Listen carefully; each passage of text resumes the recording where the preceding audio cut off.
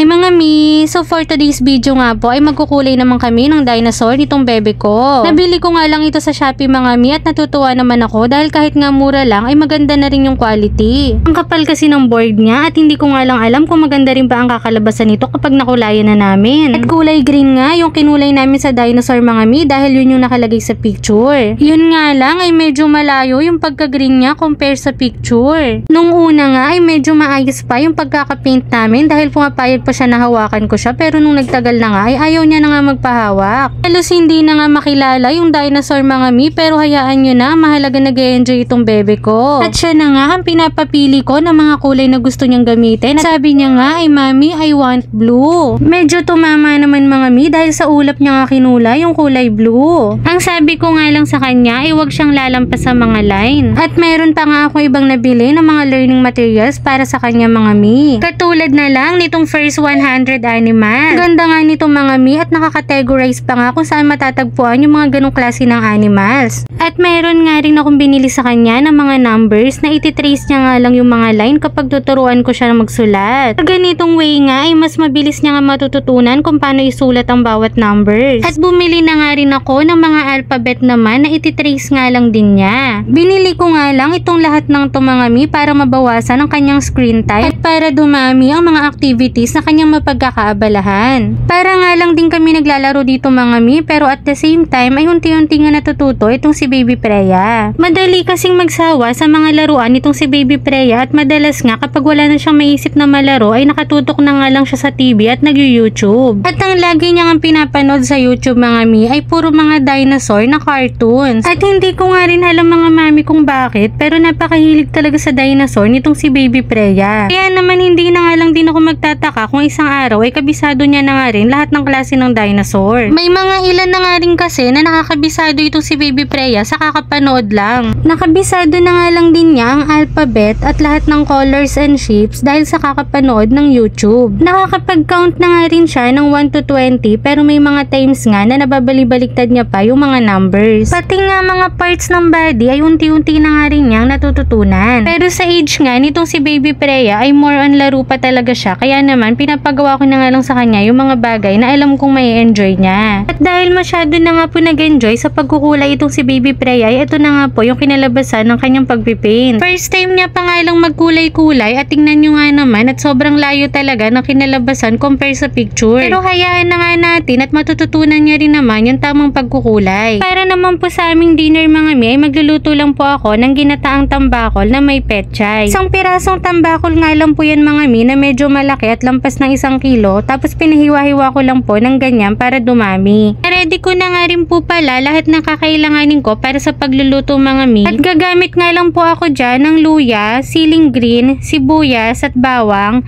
At para naman po sa mga pampalasa ay konting oyster sauce, paminta at asin. Gagamit lang din po ako dyan ng 2 tali ng petchay at para naman po dun sa gatay, 1 niyog lang po yung pinagata ko. At ang una ko nga pong ginawa dyan mga mi ay pinagsama-sama ko na po muna sa kawali lahat ng ricado at mga pampalasa na naready ko po kanina. Maliban lang po sa petchay at siling green. Yung oyster sauce pala mga mi ay optional lang naman po, pero ako po gumagamit po talaga ako niya kasi mas masarap po at mas malasa talaga kapag meron yan. At nung nalagay ko na nga po yan lahat mga mi ay tinakpan ko na po muna yan at inintay ko na lang po hanggang sa kumulo. At maya-maya nga lang po mga mi ay kumulo na nga po siya, kaya naman nilagay ko na rin po yung mga siling green at saka yung petchay. Pwede nga rin kayong maglagay dyan ng siling labu yung mga mi, pero ako po hindi na ako naglagay dahil masyado nga po maanghang yung mga nabili kong siling green. Nagdagdag pa nga po pala ako dyan ng kaunting asin mga mi dahil medyo natabangan pa nga po ako. At hindi ko na nga po pala yan masyadong pinaigahan mga mi dahil gusto ko po talaga sa mga ganitong luto ay yung medyo may sabaw-sabaw. At ayan nga po mga mi at luto na nga po itong aking ginataang tambakol. Sobrang sarap po talaga ng mga ginataang isda mga mi at dahil minsan na nga lang po kami makapagluto nito at dahil sobrang namiss din po namin ay naparami po talaga yung kain namin dyan. Madalas po kasi ay puro prito na nga lang po yung ginagawa ko sa isda kasi yun yung mas mabilis na lutuin. So yun lang po for today mga mami. Thank you for watching!